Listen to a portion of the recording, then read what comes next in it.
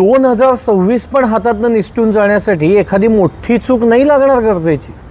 आजपर्यंत आपण करत आलेल्या त्याच जुन्या चुकांमुळे अजून एक वर्ष आपल्या हातातनं निसटून जाईल. ओव्हर प्लॅनिंग करायचं आणि अंडर परफॉर्म करायचं याच्यामुळे आजपर्यंत आपल्या हातातनं अनेक वर्ष, अनेक महिने, अनेक दिवस गेलेत. पण 3 चुका जर का अवॉइड करायच्या असतील ना या वर्षात, त्याच्यातली पहिली चूक आहे ती म्हणजे सगळं एकदम बदलायचा प्रयत्न करायचा. असला अजिबात करू नका. सगळं एकदम बदलायच्या मागे जर का तुम्ही गेलात ना तर काहीच बदलणार नाही, तसंच सगळं राहील अनचेंज्ड. दुसरी चूक ती म्हणजे मोटिवेशनच्या भरवशावर राहणं. मोटिवेशनच्या भरवशावर राहिल्याने काहीच होणार नाही आहे. स्वतःला शिस्त लावून घ्या, कारण डिसिप्लिन ब्रिंग्स हायर रिझल्ट्स.